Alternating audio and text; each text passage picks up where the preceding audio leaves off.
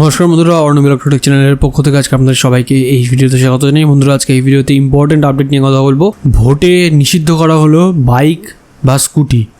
তো কি আপডেট, কোন কন্ডিশনে নিষিদ্ধ করা হয়েছে সেগুলো ইন ডিটেল আজকে এই ভিডিওতে জেনে নেব। চলুন জেনে নেওয়া যাক। পশ্চিমবঙ্গে আসন্ন 2026 সালের নির্বাচন শুরু হচ্ছে আগামী 23 তারিখ থেকে। আর তাকে সামনে রেখে রাজ্যে ফের আরও এক কঠোর নির্দেশিকা জারি করলো মুখ্য নির্বাচনী আধিকারিকের দপ্তর।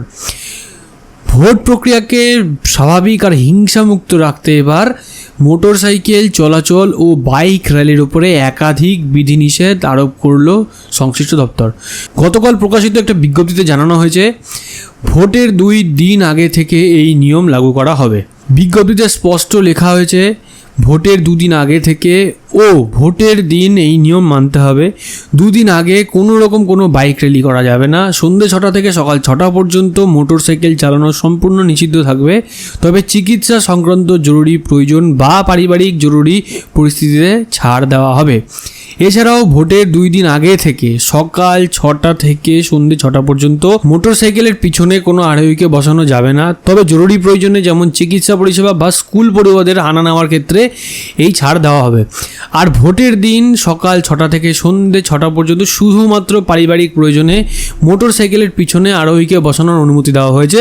বিশেষ করে ভোট দানে যাওয়ার ক্ষেত্রে এই ছাড় দেওয়া হয়েছে। তবে জরুরি চিকিৎসা ও অন্যান্য প্রয়োজনীয় কাজে এই ছাড় প্রযোজ্য হবে। নির্দেশিকায় আরও বলা হয়েছে এই বিধিনিষেধ থেকে বিশেষ ছাড় চাইলে সংশ্লিষ্ট থানার কাছ থেকে তাকে লিখিত অনুমতি নিতে হবে।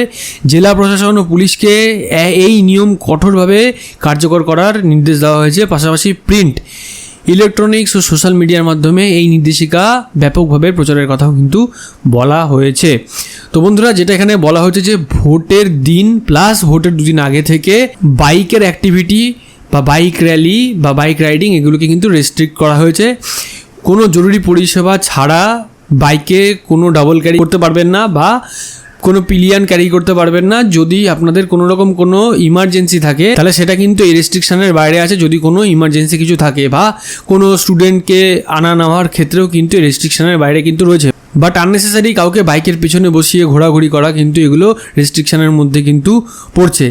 তো বন্ধুরা, একদম ছোট আপডেট আমি আপনাদের দেওয়ার চেষ্টা করলাম। তো এই ভিডিওতে আমি আপনাদের মতামত জানতে চাইছি এই যে নিয়ম যেটা লাগু করা হলো ভোটের দিন প্লাস ভোটের 2 দিন আগে, তো আপনাদের কি মতামত সেটা অবশ্যই কমেন্ট সেকশনে কমেন্ট করে জানাতে ভুলবেন না। ভিডিওটা ভালো লাগলে অবশ্যই লাইক করবেন, ভিডিওটাকে অনেক বেশি করে শেয়ার করুন। এরকম ভিডিও আপডেট তৈরি পাওয়ার জন্য চ্যানেলটাকে যারা এখনো সাবস্ক্রাইব করেননি অবশ্যই চ্যানেলটাকে সাবস্ক্রাইব করবেন। আর অলরেডি যারা সাবস্ক্রাইব করেছেন তাকে অসংখ্য ধন্যবাদ। তো বন্ধুরা, ভিডিওটার সাথে শেষ পর্যন্ত থাকার জন্য সবাইকে ধন্যবাদ জানাই। ভালো থাকবেন, সুস্থ থাকবেন, বাই।